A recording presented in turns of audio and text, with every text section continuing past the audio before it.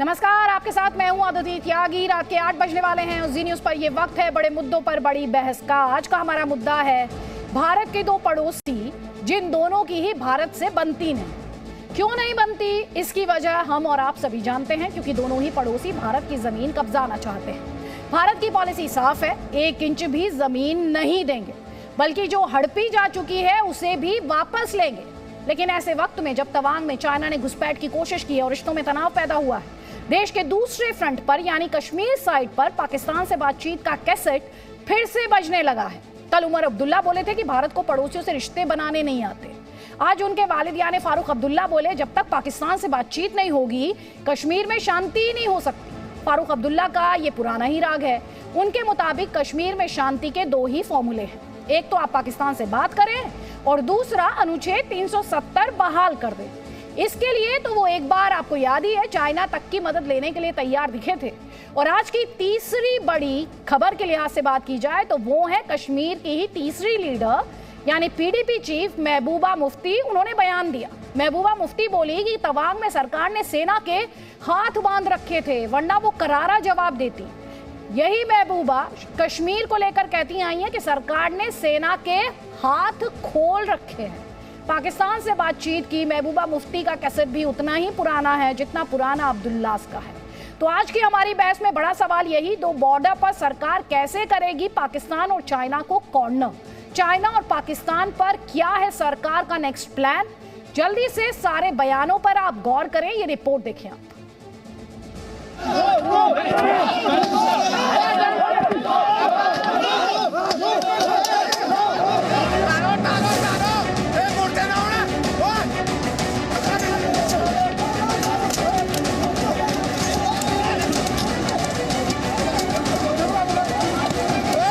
I've already said that they have already, occupied our land in Ladakh. They have also occupied land in Arunachal Pradesh, as per the, statement given by the BJP member parliament.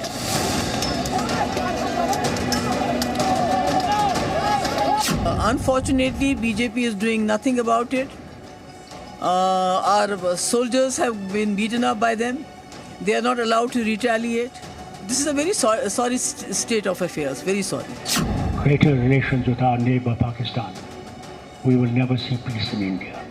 हम अपने पड़ोसियों के साथ अच्छे रिश्ते जो हैं बना नहीं पा रहे हैं। आप कहते हो सब चंगा सी, वो आपका एमपी कहता है कि हमारे लोगों को चाइना उठा के ले जा रहा है, और आप कहते हो कुछ नहीं हो रहा है। जब इंडो चाइना वॉर हुई थी, जवाहरलाल नेहरू जी ने सदन में बैठते हुए 165 एमपीज को बोलने का मौका दिया। चाइना ने पाकिस्तान के साथ इस तरह की दोस्ती क्यों की है? भारत का अटेंशन दूसरे बॉर्डर पर रहे, थोड़ा कमजोर हो जाए। 1 इंच जमीन पर भी कोई कब्जा नहीं कर सकता।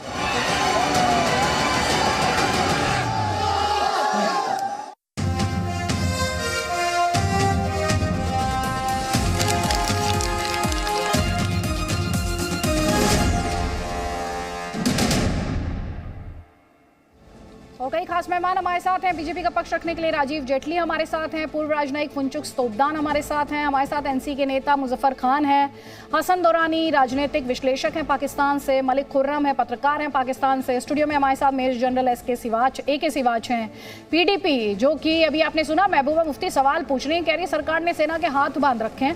फारूक इंकलाबी पीडीपी का पक्ष रखने के लिए हमारे साथ हैं। आप सभी का बहुत बहुत स्वागत है। लेकिन मेरा पहला सवाल तो यहाँ पर फारूक इंकलाबी आप ही से है।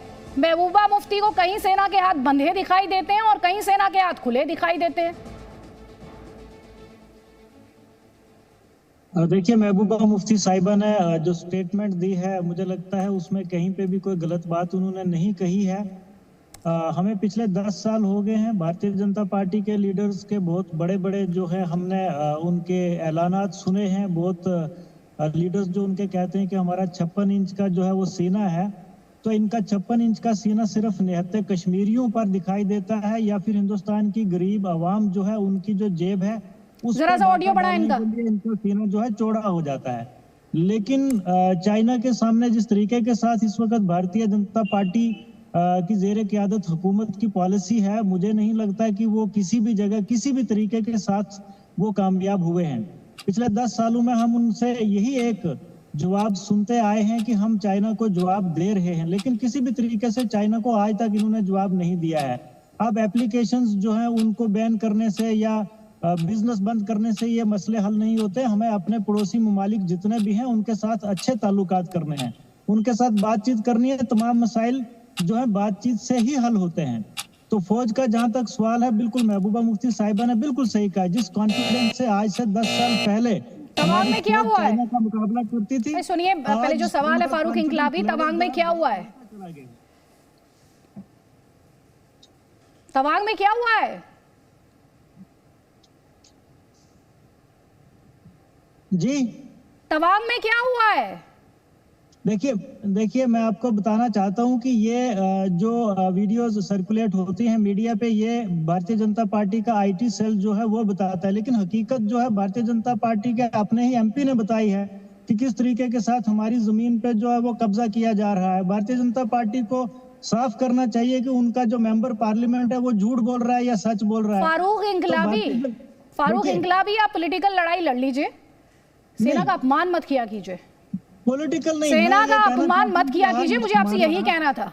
और वैसे आपकी जानकारी दुरुस्त कर देती हूं मैं, बीजेपी के आईटी सेल ने क्या किया है वो तो मैं नहीं जानती, लेकिन मैं इतना जरूर जानती हूं कि भारतीय फौज ने चाइना के अतिक्रमण की जो साजिश थी उसे पूरे तरीके से नाकाम कर दिया, उसे घुटने पर ला दिया, उसे पीछे खदेड़ दिया। इन शब्दों का इंतजार मुझे आपसे था। अफसोस ये शब्द शायद आपकी वोकैबुलरी में है नहीं भारतीय फोर्सेस के लिए।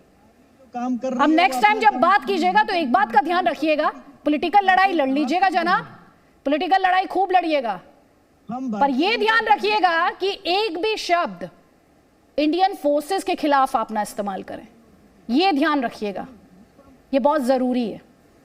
मुजफ्फर खान, पहले इन्हें सुनवाइए। फारूक अब्दुल्ला साहब ये कह रहे हैं कि पाकिस्तान से जब तक बात नहीं होगी शांति नहीं होगी। मुजफ्फर खान, इंडिया अपने मसले, इंडिया अपनी शांति देखेगा या पाकिस्तान से परमिशन लेता फिरेगा? मेरे ख्याल में फारूक साहब ने ये तो नहीं कहा कि परमिशन पाकिस्तान से ले ले। उसने कहा कि फारूक साहब ने तो कहा कि तमाम पड़ोसियों के साथ आपको अच्छे रवाबत रखने पड़ेंगे।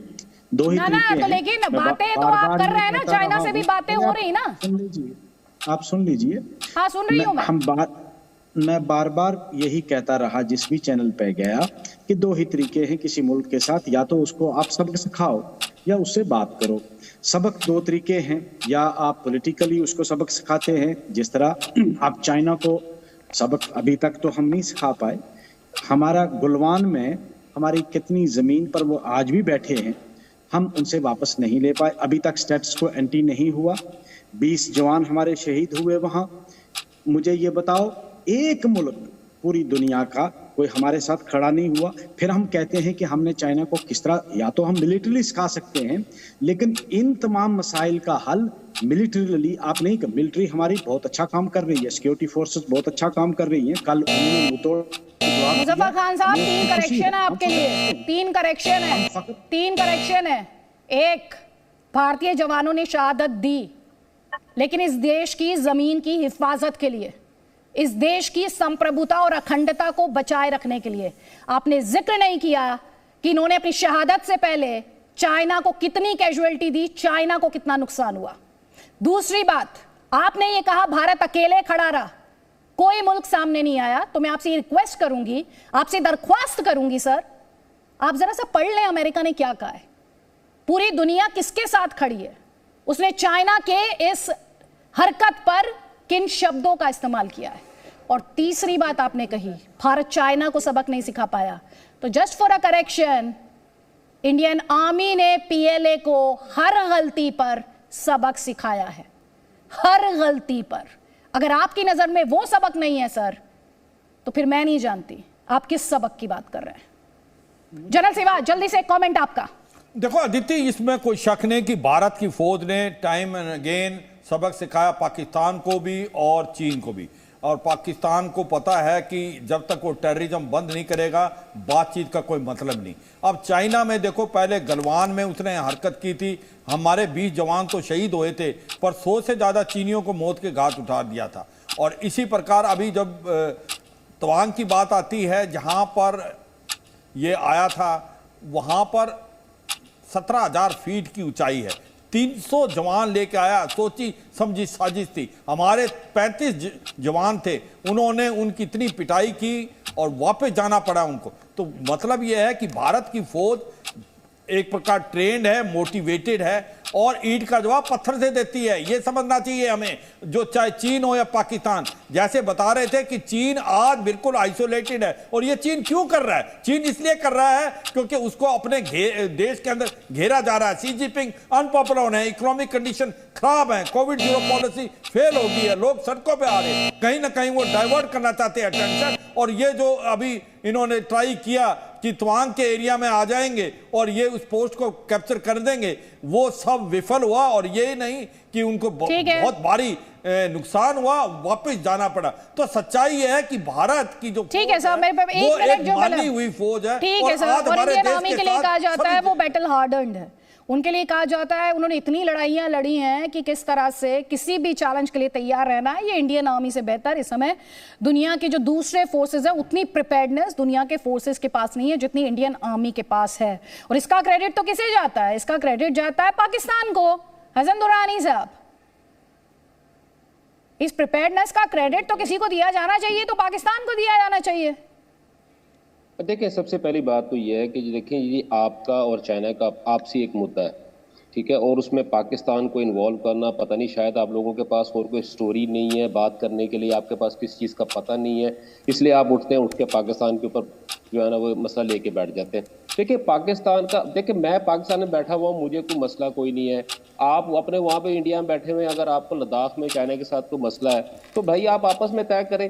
अगर आप जैसे अब अपना आप बात कर रहे हैं कि कश्मीरी लीडरों की बात कर रहे हैं कि उन्होंने बात किया है कि पाकिस्तान के साथ जो है ना गुफ्तगू करनी चाहिए, मेरा ख्याल में आप ही का प्रोग्राम था वो 3-4 दिन पहले की इनका बात है। ऑडियो बढ़ाएं थोड़ा सा। और जब प्रोग्राम के अंदर बात शुरू हुई थी तो आपने कहा कि नहीं जी वो तो हमारे हैं, हम खुद ही उनको देख लेंगे। अगर आज उन्होंने कोई बात कह दी है तो फिर आप उनको खुद संभालें। आप उनको क्यों कह रहे हैं कि ये, अगर उन्होंने कह दिया कि पाकिस्तान से बात करें, अब्दुल्ला ने बात कर दी, उमर ने बात कर दी, या फलाने ने बात करी, टमकाने ने बात कर दी, this is not our cup of T.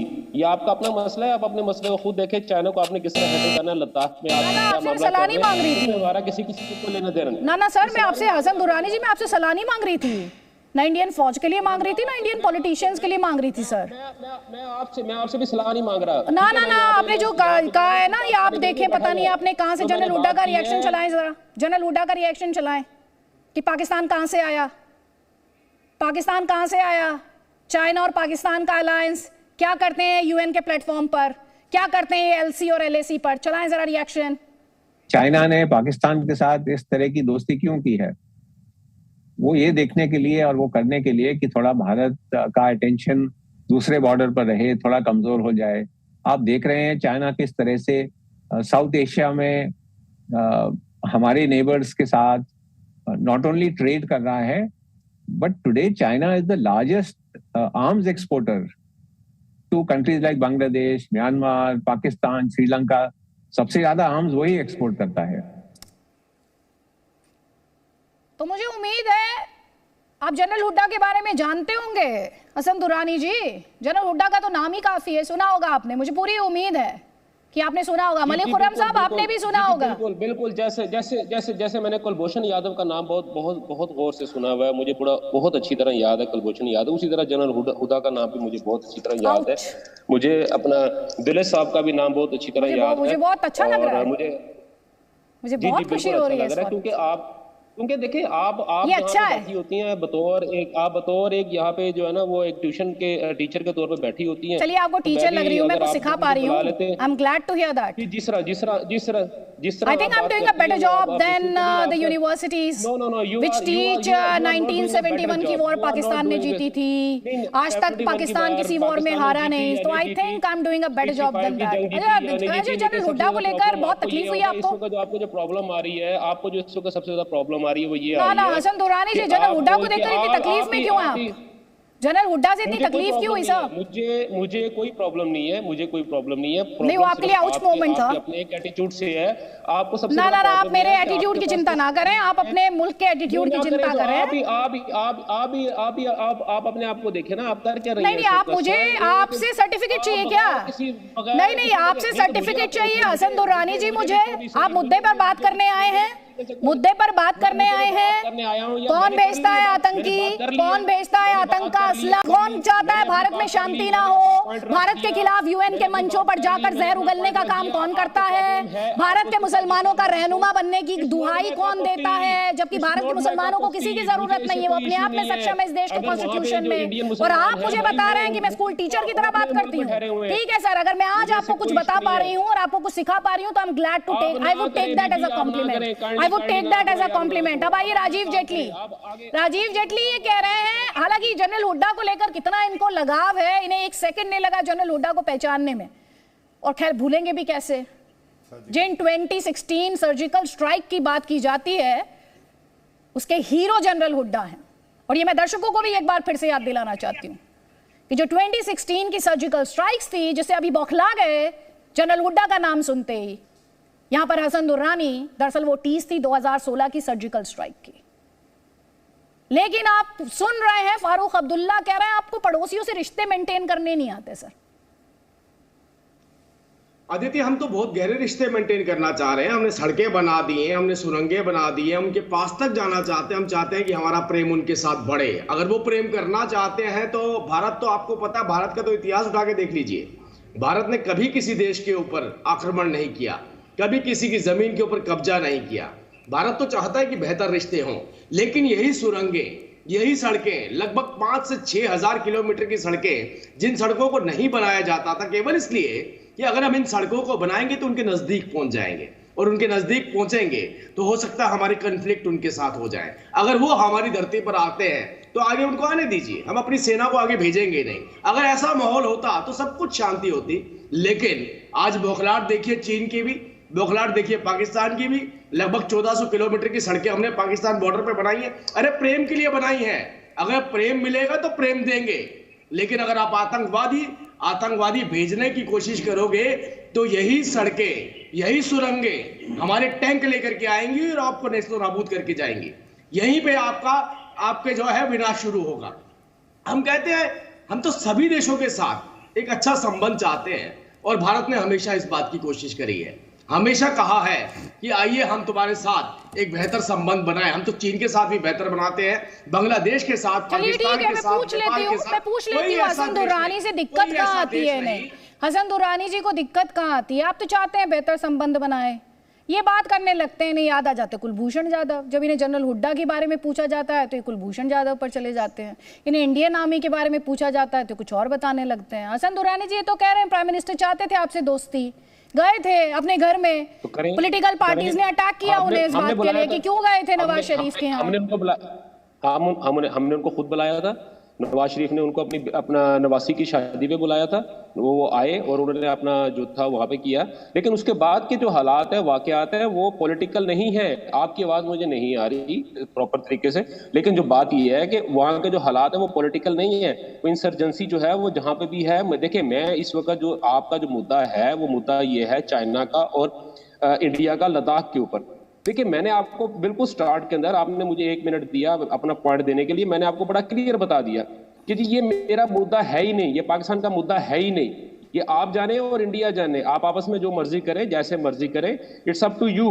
लेकिन प्रॉब्लम अब ये आती है यहाँ पे कि आप ये समझते हैं कि नहीं जी पाकिस्तान ही सब कुछ कर रहा है। देखिए अगर पाकिस्तान ही सब कुछ कर रहा है तो फिर तो जो दुनिया में सबसे जो मजलूम मुल्क है, जो दुनिया में सबसे जो मजलूम जो कौम है, वो तो सिर्फ इंडिया की हुई।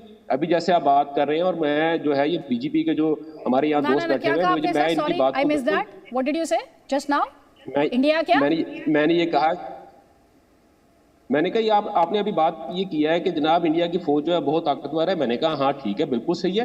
बीजेपी के जो भाई यहाँ बैठे हुए हैं उन्होंने को बात की, मैं उनकी बात से बिल्कुल सहमत हूँ। अगर ये बात करते हैं कि जी हमने वहाँ पर रोड्स बनाई है, हमने ये सारी चीजें बनाई है, तो ठीक है, आपने अपने हिस्से, अपने बकौल आपके कि वो आपका अटूट हिस्सा है, मैं उसको इंडियन ऑक्युपाइड कश्मीर कहता हूँ। हमारे पास जो कश्मीर है आप उसको जो पीओके बोलते हो, पाकिस्तान ऑक्युपाइड कश्मीर बोलते हो।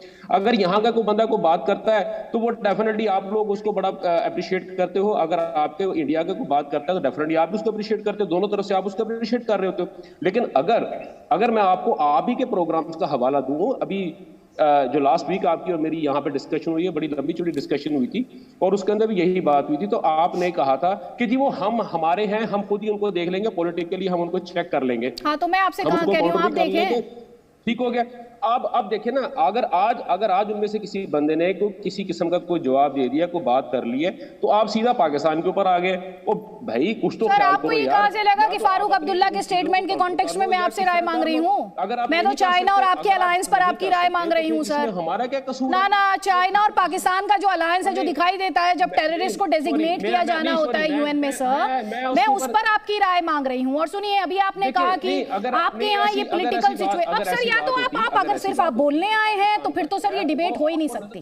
आप सुने ना, वाजपेयी साहब भी आए थे, आप पूछ रहे थे ना मुझसे, वाजपेयी साहब आए थे आपके यहाँ पीस की बात करने। हसन दुरानी जी सुन लीजिए, सवाल सुनिए, जवाब दीजिएगा मुझे। आप छोड़ दीजिए, फारूक साहब के लिए आपसे परमिशन की जरूरत नहीं है। आप गलत कॉन्टेक्स्ट के अंदर बात को लेकर, मैं किसी गलत कॉन्टेक्स्ट में नहीं ले जा रही। एक सेकंड रुक जाइए राजीव जेटली जी प्लीज। मुझे भी राजीव जेटली जी एक सेकंड, राजीव जेटली जी एक सेकंड प्लीज। एक सुनिए, हसन दुरानी जी फारूक साहब का जवाब देने के लिए यहाँ पर बैठे हुए हैं, उनके पैनलिस्ट, उनके प्रवक्ता बैठे हैं, उनके नेता बैठे हुए हैं, उनका नाम मुजफ्फर खान है। आपको उनके लिए जवाब देने की जरूरत नहीं है, आपको ये जवाब देने की जरूरत है जब आप इतनी पीस। जवाब दिए नहीं है सर, आप अभी तक तो बोलेंगे, आप सुनेंगे नहीं, बस आपको जो बोलना है वो बोलेंगे। सर ऐसे नहीं होता, मैं ऐसी डिबेट नहीं कर पाऊंगी हसन दुरानी जी। ना सर, सुने ध्यान से, आप ये बता दें बस मुझे, मेरा एक बहुत बेसिक सवाल है, वाजपेयी साहब जब आए थे आपके यहाँ तो उसके बाद क्या हुआ था? उसके बाद क्या, एक सेकंड सर, उसके बाद क्या हुआ था, बस मैं इतना पूछ रही हूँ। उसके बाद सुन ले, अब सुन ले, यहाँ पॉइंट टू पॉइंट चले ना, पॉइंट टू पॉइंट चले। उसके बाद क्या हुआ था?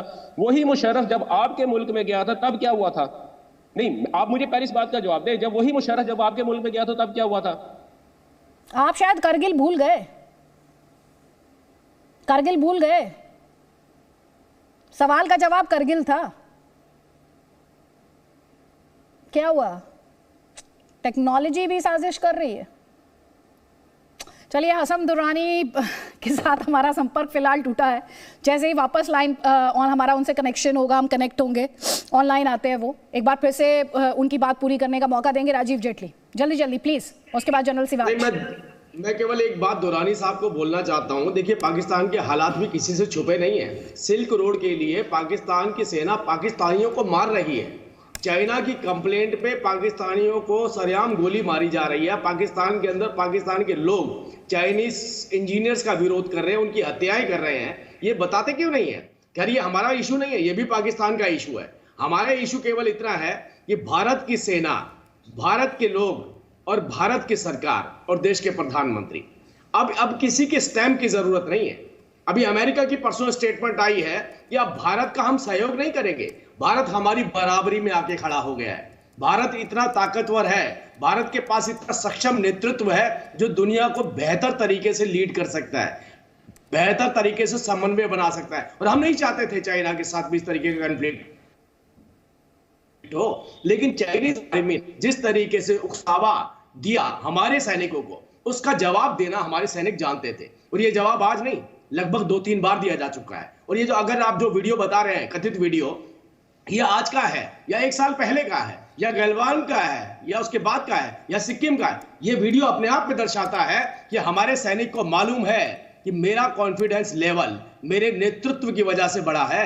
यही पे हमसे पहले की सरकारें हुआ करती थी, वही कहती थी बॉर्डर पे इंफ्रास्ट्रक्चर बनाएंगे तो चाइना और पाकिस्तान बौखला जाएंगे, हम दुश्मनी नहीं चाहते। ठीक है, हमारे साथ पाकिस्तान से सरदार सलीम हैदर है। एक सेकंड रुक जाइए राजीव जी, मैं वापस आपको मंच दूंगी। सरदार सलीम हैदर है, उनसे एक कमेंट ले लेती हूँ यहाँ पर।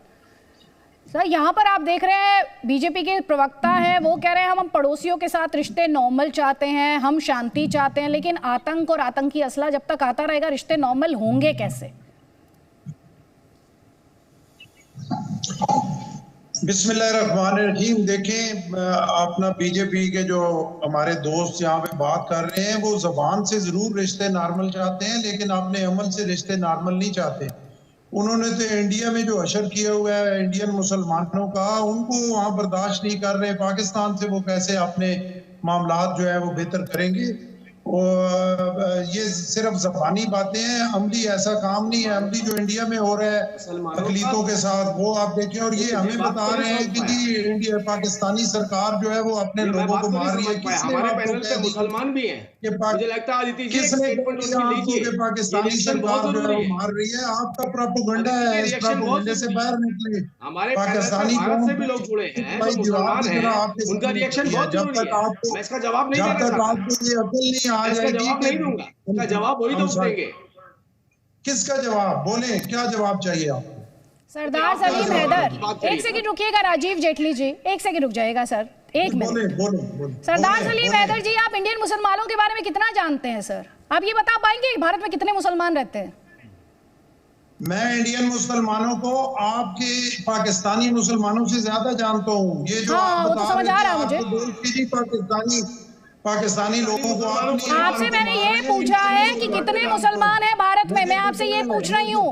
ये जो सोशल मीडिया पे रोजाना की बुनियाद पे आज आप सोशल मीडिया पर अपनी राजनीति चमकाते हैं, सोशल मीडिया पर राजनीति करते हैं। नहीं, सुनिए नहीं, मुझे बताइए कितने मुसलमान हैं भारत में? मैं आपसे जो सवाल पूछ रही हूँ सर, सरदार सलीम हैदर जी, सर अगर आप नॉन स्टॉप बोलना चाहते हैं और सवाल का जवाब नहीं देना है, कितने मुसलमान है भारत में? मैं ये पूछ रही हूँ आपसे। मैं देना चाहता हूँ, बोले क्या सवाल पूछ रही है? बोले कितने मुसलमान है भारत में? कितने मुसलमान हैं भारत में? हाँ। आपने ये गिनती की है तो हमने भी की है। 40 करोड़ मुसलमान हैं भारत में। 40 करोड़ जनाब। हाँ सर, आपका सोर्स क्या है? और 1 अरब 20 करोड़ है आपकी आबादी। कितनी है? नहीं, आप बताइए सर, बताइए। चलिए आप बताइए। ना, मैं आपसे मैं भारत की पॉपुलेशन को आपसे समझना चाह रही हूँ सर, क्योंकि पाकिस्तान से हमेशा मुझे एक अलग लेसन मिलता है। पाकिस्तान से मुझे नए आंकड़े मिलते हैं। कितने? 1 करोड़ कितनी आबादी है भारत की? 1 अरब 40 करोड़ आबादी है सर। 1 करोड़ 1 अरब 40 करोड़ सर, डिसाइड कीजिए कितनी आबादी है भारत की। अच्छा, आप मेरे से अपना सेंसस कराना चाहती हैं या कोई? ना सर, मैं तो ये समझना चाह रही हूँ कि जो व्यक्ति भारत के मुसलमानों का मसीहा बनने की कोशिश कर रहा है, वो भारत के मुसलमानों को या भारत को जानता कितना है?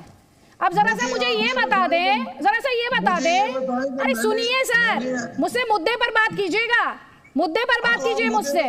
अब ये बताइए कि, अब सुनिए, ये बताइए कि इंडिया का मिसाइल मैन किसे कहा जाता है? बहुत अच्छे, ये आप यहाँ पे जो है वो मेरे जनरल नॉलेज कर रही है इंडिया पाकिस्तान। ना, मैं तो आपकी भारतीय मुसलमानों को लेकर जो इन्फॉर्मेशन है बस उसी के बारे में बात कर रही हूँ जनाब। मिसाइल मैन भारत के कौन है? मिसाइल मैन भारत के कौन है? सर मुझे बहुत अच्छा लग रहा है। आज दर्शकों को देखना चाहिए, दर्शकों को देखना चाहिए कि कौन यहाँ पर किसकी बात की जाती है। किसकी बात की जाती है? आप मिसाइल मैन का बताइए ना, कौन है भारत के मिसाइल मैन?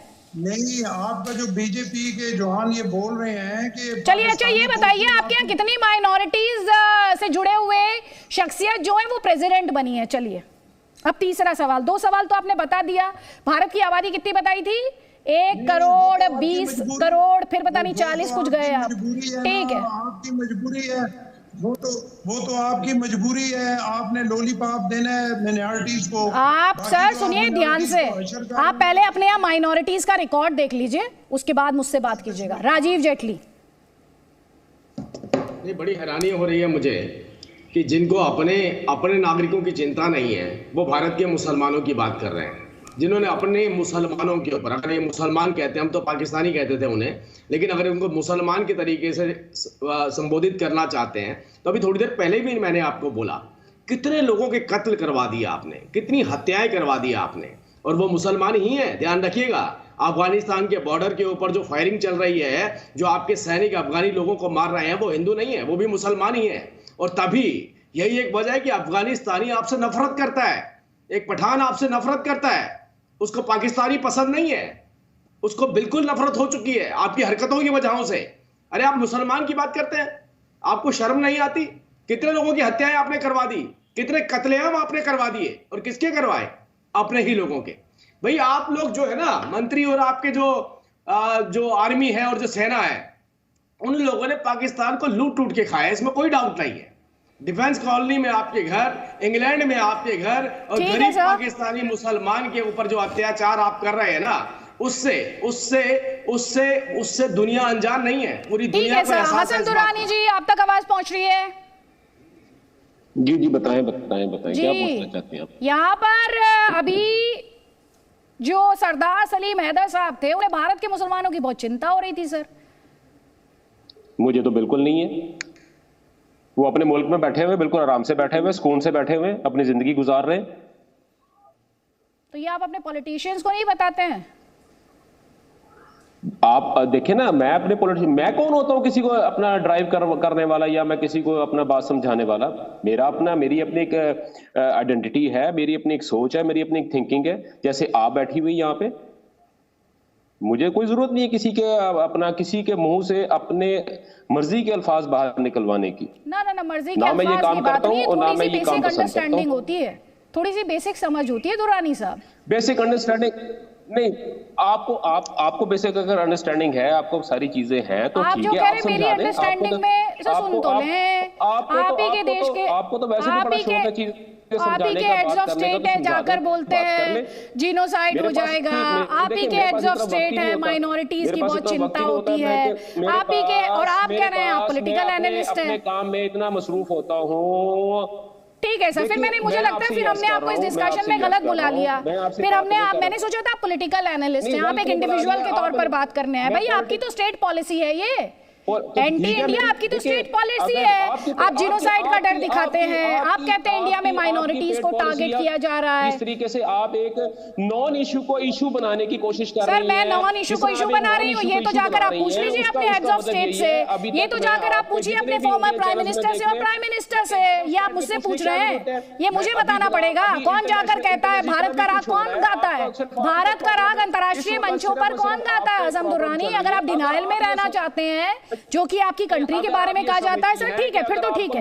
जनरल सिवाज they are it's a state in denial, और ये कह रहे हैं हसन दुरानी पॉलिटिकल एनालिस्ट, और ये कह रहे हैं कि अरे वो तो उनकी राय है, पॉलिटिशियंस कहते हैं, और ये वो कंट्री है जो हर यूएन के मंच पर जाकर ये कहती है मुसलमानों को ये किया जा रहा है, भारत में मुसलमानों को टारगेट किया जा रहा है, उन्हें हाशिए पर धकेल दिया गया है, उनके अधिकारों का हनन हो रहा है, जिनोसाइड हो जाएगा। ये सब यही कहते हैं भाई। देखो अदिति, देखो सिंपल सी बात है कि पाकिस्तान का ट्रैक रिकॉर्ड बहुत पुअर है। अगर आप माइनॉरिटीज़ को देखें कि 23% माइनॉरिटी थी हिंदू, और उसके बाद सिख, क्रिश्चियन, आज घट के 2% रह गई। वो माइनॉरिटी कहाँ गई? या तो मार दी गई, या वो भाग गए, या वो कन्वर्ट हो गए। देखो जो शिया पॉपुलेशन है उसको सेकंड क्लास सिटीजन माना जाता है, अहमदियाज को मुसलमान नहीं माना जाता, और जो विगर मुसलमान है चीन के अंदर सिंगजांग प्रोविंस में, उनको इतना बैडली ट्रीट किया जा रहा है, कंसंट्रेशन कैंप में चाइना ने डाला है, उसके लिए पाकिस्तान आवाज़ नहीं उठाता। देखो पाकिस्तान की आज इकोनॉमिक कंडीशन इतनी हालात ख़राब है, $150 बिलियन से ज़्यादा कर्जा है, उनका इन्फ्लेशन रेट डबल फिगर पे है, उनका जो फॉरेन रिजर्व है वो $5 बिलियन से भी कम हो गया है, और 15 दिन का रिजर्व नहीं दे सकता। आज उनके रिलेशनशिप अफगानिस्तान, जिसको समझते थे कि उन्होंने तालिबान को लाया, बहुत ख़राब है, वो हनीमून पीरियड ख़त्म हो गया है, वो जो डूरन लाइन है उसको मानते नहीं हैं, और जो तहरीक तालिबान पाकिस्तान बोल्ड होता जा रहा है।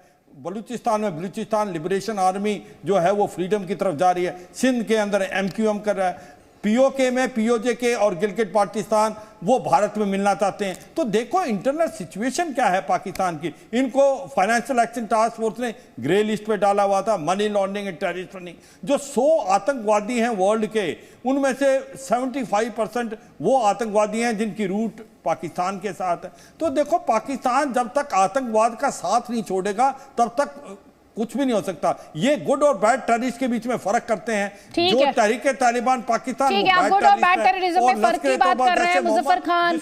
यहाँ पर गुड और बैड टेररिज्म में फर्क करने वाले देश के साथ आप बात करके कौन सी शांति स्थापित कर लेंगे, ये सब समझना चाहते हैं।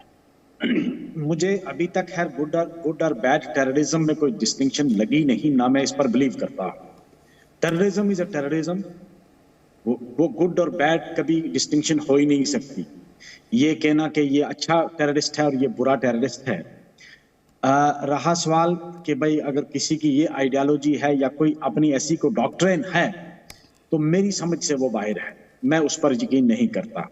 हाँ, ये डिबेट जो है, डिबेट चाइनीज इनकर्शन पे थी, इसको हमने पाकिस्तान और इंडिया की कोई कॉन्फ्लिक्ट्स की डिबेट बना दिया, ये भी मुझे कोई इसकी समझ से ये चीजें बाहर साहब, ये डिबेट फारूक अब्दुल्ला साहब के स्टेटमेंट पर भी है। फारूक अब्दुल्ला ने कोई गलत स्टेटमेंट नहीं दी है। हाँ, आप जरा भूले ना और गलत बयानी ना करें। और उमर अब्दुल्ला का भी स्टेटमेंट है, तो आप ऐसे बताने की कोशिश मत कीजिए कि आपके नेताओं ने स्टेटमेंट नहीं दिए कि पड़ोसियों के साथ कैसे संबंध होने चाहिए। ये आप ही के नेताओं के स्टेटमेंट है, जरा सुनवा दें इनको दोनों स्टेटमेंट, दोनों के स्टेटमेंट इन्हें एक बार फिर से सुनवा दें। अगर इन्हें कोई शक शुबा हो तो दूर हो जाए, सुनवा दीजिए इन्हें। ये एक बदकिस्मत बात है कि हम अपने पड़ोसियों के साथ अच्छे रिश्ते जो हैं बना नहीं पा रहे हैं। पाकिस्तान के साथ तो वैसे भी हमारे रिश्ते जो हैं वो सबके सामने हैं, लेकिन चीन के साथ भी कुछ मामला बन नहीं रहा है। अभी तक जहां लद्दाख में वो घुसे हैं पूरी तरह से वापस नहीं गए, और आज खबर आ रही है कि अरुणाचल प्रदेश में भी कुछ हाथापाई हुई है। Greater relations with our neighbor Pakistan. We will never see peace in India. We will never see Muslims coming up because Muslims are supposed to be traitors. We're not traitors.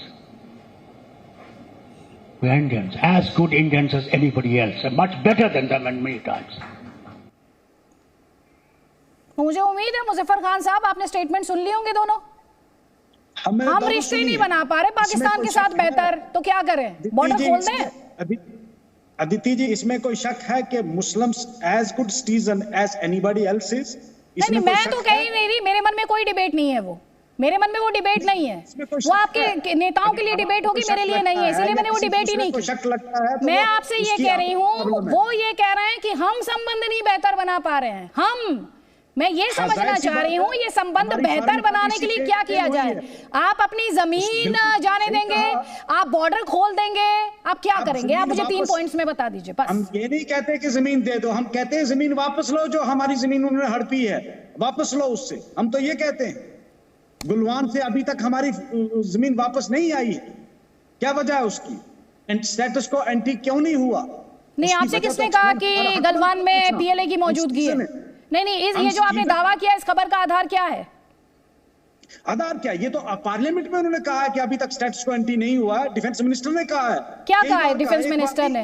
नहीं, डिफेंस मिनिस्टर ने क्या कहा है? एक second, कि गलवान में PLA जो है वो डटा हुआ है। आपसे ये कहा है पार्लियामेंट में डिफेंस मिनिस्टर ने? क्या कहा है डिफेंस मिनिस्टर ने पार्लियामेंट में? डिफेंस मिनिस्टर ने पिछली पार्लियामेंट। हाँ, तो मुझे स्टेटमेंट बताइए ना सर, स्टेटमेंट बताइए मुझे। और जब आप बता रहे हैं तो आपको ये पता होना चाहिए। सर सुन लीजिए ध्यान से, मुझे पता है। नहीं, आप इतने सीनियर लीडर हैं ना एनसी के, नेशनल कॉन्फ्रेंस के, तो आपको पता होना चाहिए 16 राउंड्स ऑफ मिलिट्री टॉक हुए हैं। 16 राउंड्स ऑफ मिलिट्री टॉक। पूरे हिंदुस्तान की आवाम को पता है इस चीज का। हाँ, किस चीज का? कि 16 राउंड ऑफ मिलिट्री टॉक हुआ है, आपको तो नहीं पता है? बातचीत चल रही है, अभी वो वापस नहीं गए हैं, ये बात तो पार्लियामेंट में मानी है। राजीव जेटली ये कह रहे हैं पीएलए वापस नहीं गई अभी तक गलवान से, ये इन्होंने सुना। नहीं, ये बिल्कुल ठीक कह रहे हैं आपने, क्योंकि इनकी पार्टी ने जो इनको ट्रेनिंग दी है, जो नसीहत दी है, इन्होंने उतनी ही बात कर रही है। देखिए, जब चाइनीज फॉरेन मिनिस्टर्स की स्टेटमेंट आ रही है, चाइना का ये क्लेम है कि भारत ने हमारी जमीन, मतलब चाइना का ये क्लेम है कि जिस पॉइंट पर हम बैठे थे उससे आगे भारत बढ़ा हुआ है। ये चाइनीज ऑफिशियल स्टेटमेंट, और आज की भी स्टेटमेंट लगभग यही आई है कि हमारा जो पॉइंट था उससे आगे भारत है। लेकिन भारत ने हमेशा कहा है हम कभी किसी की भी 1 इंच जमीन नहीं लेना चाहते और ना अपनी जमीन देंगे किसी को। चाइनीज स्टेटमेंट को भी ये दरकिनार करते हुए ये फारूक अब्दुल्ला साहब की जो है ना ट्रेनिंग लेकर के आते हैं, उनकी गाइडलाइन लेकर के आते हैं, और देश के गृह मंत्री जी ने इस बात को स्पष्ट किया कि हमारी हाई लेवल जब टॉक हो रही है उस टॉक के अंदर यही बात आ रही है कि हम स्टेटस को रखेंगे। लेकिन सब्जेक्ट कहां पे आता है? सब्जेक्ट ये आता है कि मैंने आपसे सबसे पहले चर्चा की शुरुआत में कहा था कि क्या हम इंफ्रास्ट्रक्चर बनाना छोड़ दें? अब्दुल्ला साहब ये चाहते हैं क्या हम सड़कें बनाना छोड़ दें? क्या अपनी सेना को अच्छे टेंट देना छोड़ दें? क्या हम उन्हें हथियार देना छोड़ दें? क्या हम अपनी वायु सेना को वहां से विड्रॉ कर लें? क्या वहां पर जो हमारे सैनिकों का मनोबल बढ़ा है उसको तोड़ दें? ये सब बातें जवाब ले लीजिए, जवाब ले लीजिए आप। ये मुजफ्फर खान से जवाब ले लीजिए। मुजफ्फर खान, ऐसे रिश्ते नहीं चाहते। मुजफ्फर खान से जवाब ले लीजिए। हाँ, फारूक अब्दुल्ला साहब ने कहीं भी ये नहीं कहा कि आप सड़कें मत बनाओ। फारूक अब्दुल्ला साहब ने कहीं भी ये नहीं कहा कि आप फौज के हाथ बांध दो। आप क्यों मेरे से आप वो चीजें क्यों कहलवाना चाहते हैं जो फारूक साहब ने नहीं कही हैं? फारूक साहब ने कंसर्न शो किया है कि हिंदुस्तान में अमन तब तक नहीं आ सकता की बात कर रहे हैं अमन के। भारत ने बताइए किसी भी देश के साथ आज तक अपने रिश्तों के अंदर खटास पैदा की हो? एक भी देश बताइए मुझे। अगर किसी दुश्मन देश को हमारी तरक्की पसंद नहीं है, अगर हमारी तरक्की पसंद नहीं है, तो हम अपनी तरक्की रिश्ते बनाने के नहीं रोक देंगे। हम अपनी देश की जनता अगर वो आगे बढ़ रही है, दुनिया में हमारा नाम हो रहा है, हम अपने कदम पीछे नहीं ले जाएंगे अपने रिश्तों के लिए। करो, हम कहाँ तरक्की के खिलाफ हैं भैया? हम तो चाहते हैं आप बताइए ना, आप किन रिश्तों की बात कर रहे हैं? आप किन रिश्तों की बात कर रहे हैं? बढ़ते हुए भारत को दुश्मन नहीं देख सकता है, और वो दुश्मन अगर मर्जी करे, वो हमारी मातृभूमि है, आप छोड़िए ना सड़क बनाए, हम जो मर्जी पाकिस्तान। अरे अब्दुल्ला साहब तो यहाँ बैठे हैं, पाकिस्तान की चाइना की इजाजत चाहिए। ठीक है, एक कमेंट यहाँ पर, एक कमेंट में यहाँ पर इरशाद अहमद है हमारे साथ, उनका ले लेती हूँ। इरशाद अहमद जी, अभी थोड़ी देर पहले यहाँ पर पैनलिस्ट बात कर रहे थे, एक तरफ शांति की बात कर रहे हैं, दूसरी तरफ ये गुड और बैड टेररिज्म का फर्क कब खत्म होगा सर?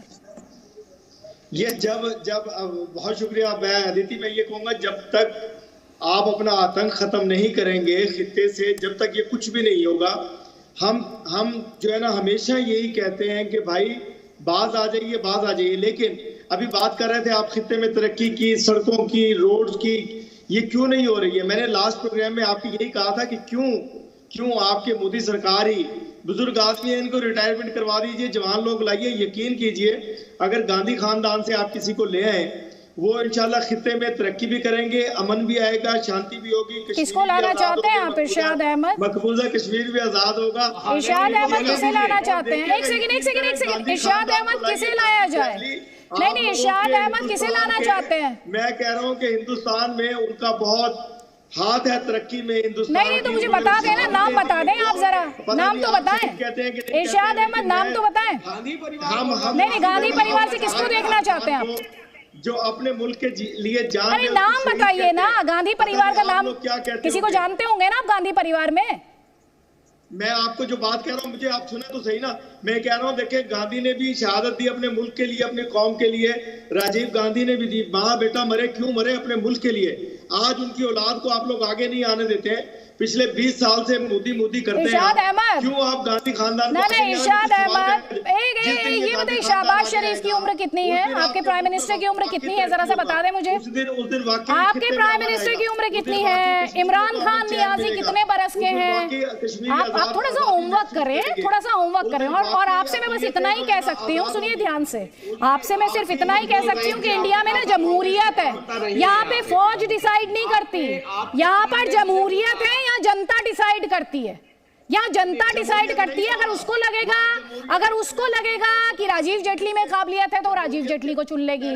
उसे लगेगा अदिति त्यागी अगर अपनी किस्मत आजमा रही है, अदिति त्यागी पर भरोसा है, तो वो अदिति त्यागी को चुन लेगी। ये जनता का फैसला है, जनता पर रहने दीजिए। आप अपने यहाँ फौज के माध्यम से चलाइए शासन, आप अपने यहाँ चलाइए फौज के माध्यम से शासन। ये आपकी डेमोक्रेसी की, लोकतंत्र की अंडरस्टैंडिंग पता चल रही है। ये आपकी लोकतंत्र की कितनी अंडरस्टैंडिंग आप में वो पता चल रही है। अब आप जवाब लीजिए, जनरल सिवाच और उसके बाद राजीव जेटली। देखो अदिति, ये समझना पड़ेगा कि जो भारत है, भारत के अंदर डेमोक्रेसी है, जो जीत के आएगा वो ही एक प्रकार प्राइम मिनिस्टर बनेगा। मगर आप देखें पाकिस्तान की जब बात होती है, वहाँ पर एक शैम डेमोक्रेसी है। वहाँ पर इलेक्टेड नहीं होता, सिलेक्टेड प्राइम मिनिस्टर बनाया जाता है। पहले इमरान खान को बनाया गया था, क्योंकि असली पावर वहाँ पर आर्मी के पास है। वो कहते हैं कि all countries have army, in Pakistan army है ए कंट्री। और सच्चाई है कि पाकिस्तान में असली पावर इस्लामाबाद से नहीं है। Rawalpindi general headquarter army headquarter से है। तो ये सच्चाई है कि पाकिस्तान को समझना चाहिए कि भारत एक वाइब्रेंट डेमोक्रेसी है। आप अपना ध्यान दें। आज आपके हालात बहुत खराब हैं, इकोनॉमिकली आप इतना डूब गए हैं कि निकलना बड़ा मुश्किल है। ठीक है सर, वो सब कुछ वेल डॉक्यूमेंटेड है। जनरल सिराज, आपको माफी के साथ यहाँ रोक रही हूँ क्योंकि यहाँ पर farmer army chief general Naravane ने कहा कि हमारी सेना LAC पर खाली हाथ नहीं होती, हमारे सैनिकों के पास हथियार होते हैं, हमारे हाथ समझौते की वजह से बंधे हैं। सुनिए। When you go for a patrol, you go totally armed and expecting the worst. And a firearm. Yes, a firearm. You carry your rifles, you carry your light machine guns, you carry your ammunition. You're ready to meet any eventuality. It's not that you'd go patrolling with just dandas in your hand. It's not that.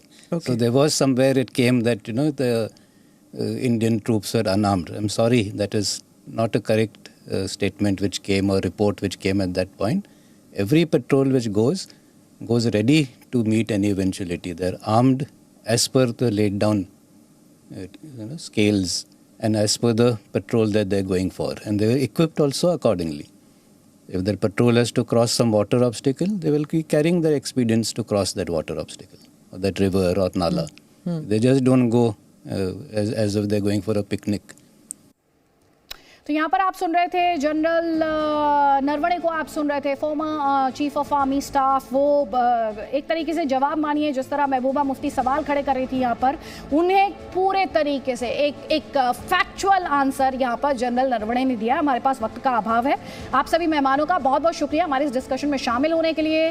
Ji news पर खबरें जारी हैं, आप रहिए हमारे साथ।